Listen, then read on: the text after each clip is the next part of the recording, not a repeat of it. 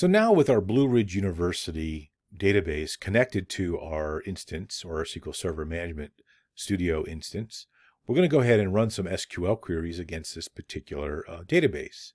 The easy way to start a new query is to right-click on the database itself and then go to the second option, which is New Query.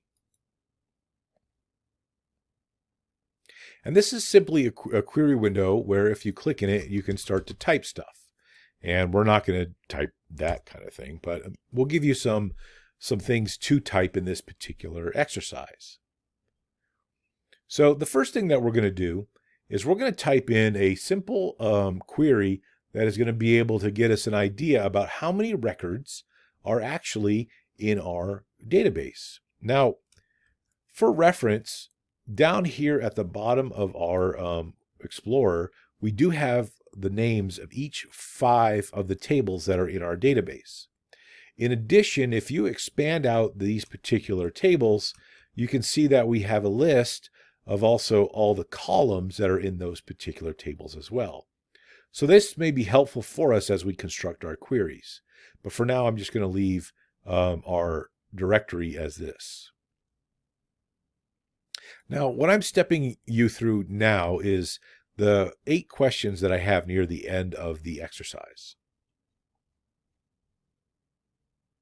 The first one is how many records are in the fact student grades table.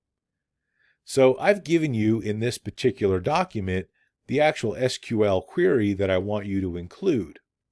Now, you will have to type this. You can't copy it directly from this, specifically because I made a picture of this particular item and made the PDF out of it. So don't try to copy it. You're going to have to go straight into typing it.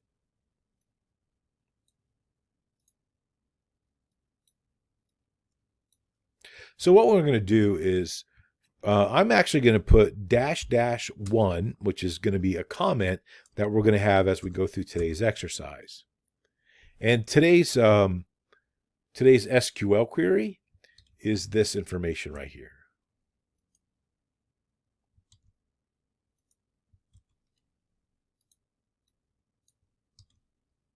There we go. Now, this should be capitalized. There we go. And what we see here is simply the SQL or the SQL that we're going to apply for this against this particular database. Now, I'm not going to go through all the details of how this works and why it works. I want you to, for now, at least just copy and paste what I'm working with at the moment. But simply, we're going to start with a select statement. We have this function that we're going to give it an alias name, which is the course grades, and we're going to count these course grades from a table, and that table's name is actually fact student grades. Now let me kind of show you how this was generated. So all of the spelling here matters. So the fact student grades name is actually the name of this table here.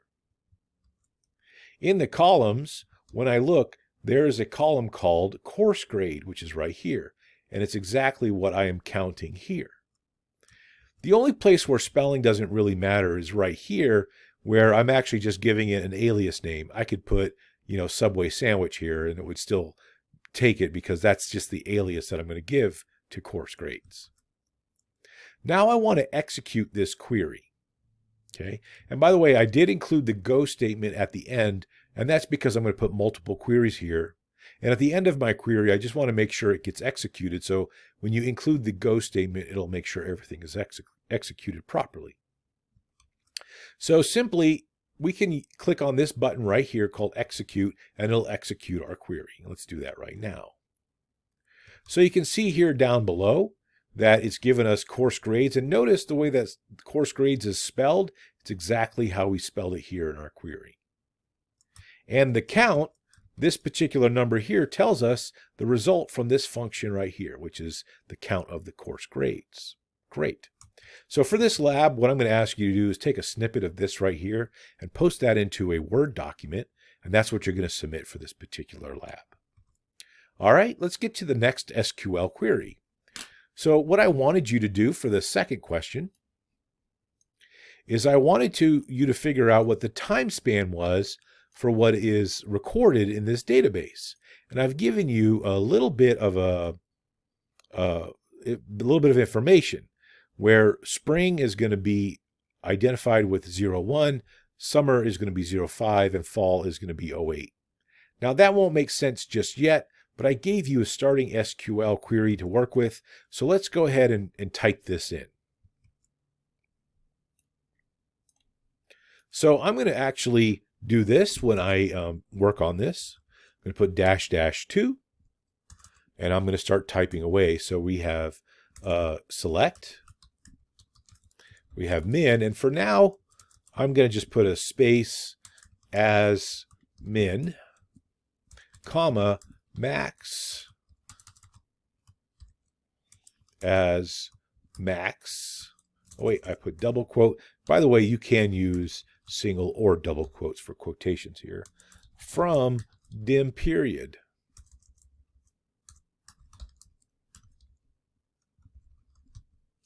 All right, and then I will put a go here at the end. Now, what we want to do, and we have to make sure that we do this correctly, and I have a lot of squiggly lines, so that tells me there's errors. Okay, what I want to do right here is I want to put a name of a column that is from the dim period table. And here in the max, I also want to put a column that is also in the dim period table. So I'm going to expand the dim period table and the columns, and I'm going to look what I want to include here. Now, really what I was looking for is some numerical value that would give me an idea of the time span that is being included here. And to be fair, the easiest thing is going to be the period ID. And the period ID actually is a combination of both the year and the period, which would be the semester, I should say, which could be summer, fall, spring, etc. So let me show you what we're going to do here. So in the min, we're actually going to put period ID.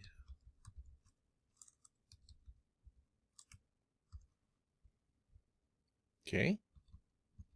And then in the max, I'm also going to put period ID.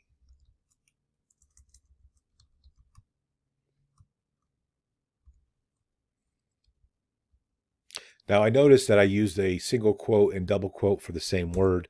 That has to be both single quote. There we go. And all my little red squigglies go away, and I'm going to go ahead and execute this.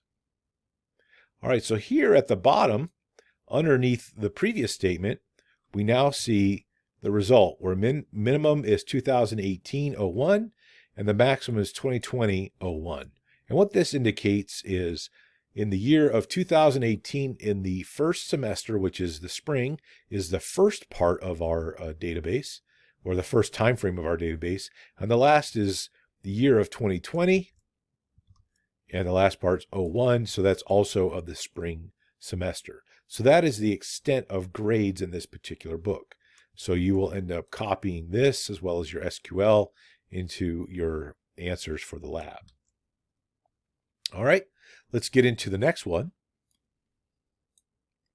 So who are the professors that are listed in the fact student grades table? Let's list their names, not their IDs, only once in your results. Now, in order to do this, we actually need to use the term distinct. The second thing we need to be able to do in this is we need to use a join that will connect both this fact table and the dimension table. So let's just do this real quick and let's see what the results become. So this is number 3, and the results will be, or the way that I have it in our assignment is select distinct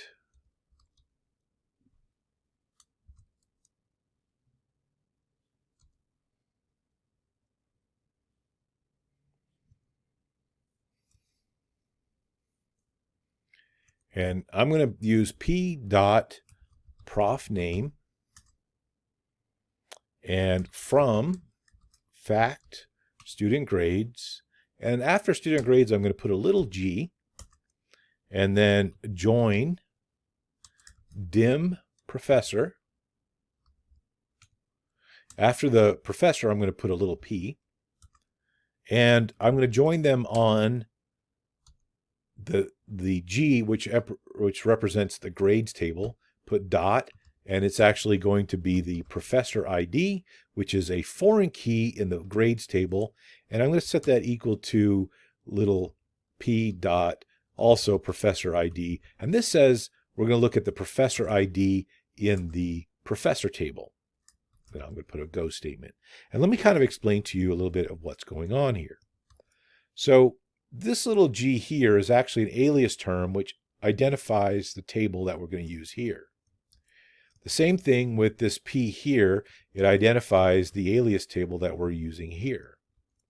And what we're saying is that using the p table, which is the professor table, select the professor's name, but only select the distinct versions, basically remove all duplicates. Okay, so we're going to select it from these two tables, from the student grades table and the professor table.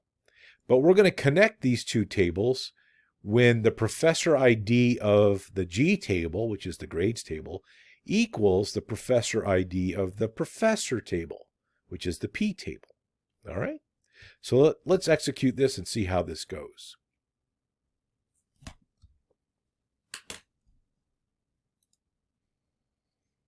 All right, so when we expand this up, we can now see this is simply all the professors that are listed in the grades table for this particular database.